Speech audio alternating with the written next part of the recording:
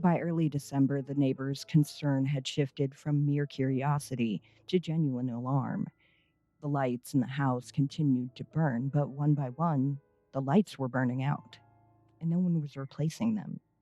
The windows showed no movement, no sign of habitation, no indication that the family was anywhere but inside that mansion. By December 7th, 1971, the neighbors' anxiety had crystallized into action.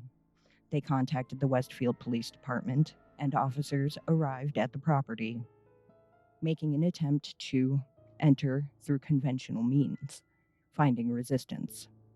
They forced entry through an unlocked basement window and began a systematic search of the house. What they discovered was horror preserved in the controlled environment John List had constructed. The bodies of his wife Helen and three children, Patricia, Frederick, and John Jr., were arranged on sleeping bags in the ballroom, their faces covered with towels, their bodies in various states of decomposition, but remarkably well preserved because of the cool temperature John had deliberately maintained by adjusting the thermostat downward. The body of his mother, Alma, was discovered in her apartment in the attic.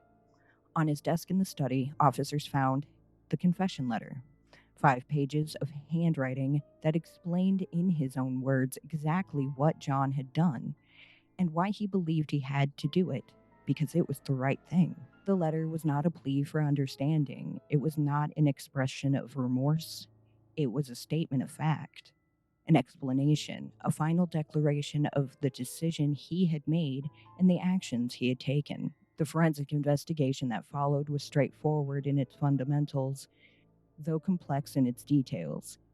The medical examiner confirmed the manner of death for all 5 victims: homicide by gunshot wound. The timeline, based on the decomp and the condition of the bodies, placed the deaths around November 9th, with John Jr. being the last victim killed, sometime in the afternoon after he returned from school. The weapons were missing from the scene and would never be recovered. John had taken them with him. The forensic evidence was consistent with John's own account in his letter. He had shot his wife in the kitchen, his mother in her bedroom, his 2 younger children as they arrived home from school, his elder son after driving him home from the soccer game. Investigators began to piece together John List's movements in the hours immediately after the murders. He had gone to the bank and closed both his own and his mother's bank accounts, withdrawing all available funds. He had then driven to Westfield High School, sat in the stands during his son's soccer game, maintaining complete emotional composure, while his wife and 2 children lay dead in the house.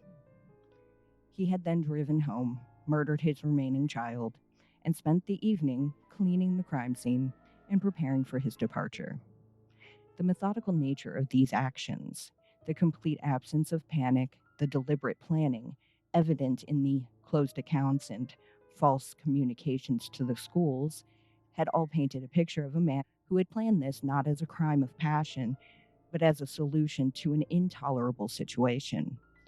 The confession letter was both the investigator's greatest asset and a source of profound frustration.